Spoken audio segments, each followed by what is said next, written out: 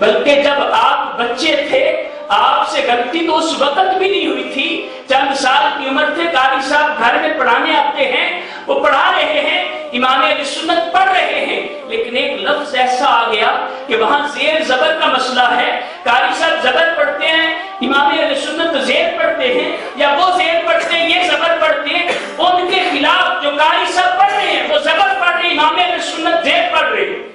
تو قاری صاحب کہہ رہے ہیں بیٹا ایسے پڑھو، میں کہہ رہا ہوں، اب پھر پڑھتے ہیں وزیر پڑھتے ہیں۔ اب کے دادا جان سن رہے تھے، قریب آگے، کہا کیا وجہ ہے؟ علی صاحب نے بتایا یہی وجہ ہے، میں آپ کے بچے کو زبر پڑھا تو اس لفظ پر یہ زیر پڑھتے۔ جب ان نے لے کر دیکھا وہ بھی حافظ تھے، اور اسی وقت کہا یہ تو واقعی کتابت کی غلطی ہے، یہاں بنتی زیر ہے۔ اور پھر امام اہل سنت کہا بیٹا کیا وجہ تھی؟ جب قاری صاحب تمہیں کہہ رہے تھے، تمہارے استاد تھے ایسے پڑھو، کہا دادا جان میں پڑھنا چاہتا تھا، جیسے میرے استاد پڑھتے تھے ویسے ہی کوشش کرتا تھا، لیکن وہ لفظ میرے منہ سے نکلتا ہی نہیں تھا۔ تو جب امام اہل سنت اس قابل ہوئے، وہ تقریب ہوئی، آپ کو روزہ رکھوایا گیا، تو جب دوپہر ہوئی آپ کے والد محترم آپ کو کچن میں لے گئے اور کہا کہ دروازہ بند کیا کہ بیٹا کچھ کھا لو، دوپہر ہو چکے تھے، تو احساس ہوتا ہے والدین کو کہ بچے بھوک لگ گئی ہوگی۔ تو امام اہل سنت ابھی بچے ہیں، چند سال کی عمر ہے، تو کہتے ہیں کہ ابا جان میرا تو روزہ ہے۔ تو کہا کوئی بات نہیں بیٹا، بچوں کا روزہ ایسے ہی ہوتا ہے، اب کھا لو۔ کہا نہیں میرا روزہ ہے۔ فرمایا میں نے دروازہ بھی بند کر دیا ہے، کوئی نہیں دیکھ رہا، تم کھا لو۔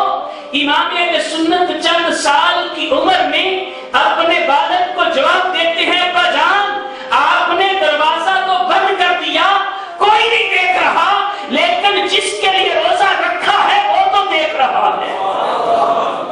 آپ کے والد محترم خاموش ہو کے آپ کو لے کے باہر آ گئے کہ یہ بچہ کوئی عام نہیں ہے کہ جو چند سال کی عمر میں اتنا جس کو احساس ہے اور جس کے اندر اس قدر خوف خدا ہے، چند سال کی عمر میں بھی یہ جانتا ہے کہ میرا رب مجھے دیکھ رہا ہے۔ ایسے عاشق رسول تھے 6 سال کی عمر میں میلاد نبی کے موضوع پر 2 گھنٹے تقریر کی، 2 hours، 2 گھنٹے۔ 6 سال کا بچہ تو صحیح بول نہیں سکتا، 2 گھنٹے میلاد النبی کے موضوع پر تقریر کی۔ 8 سال کی عمر میں درس نظامی کی کتاب ہدایت النحو، اس کا حاشیہ لکھ رہا ہے، 8 سال کی عمر میں۔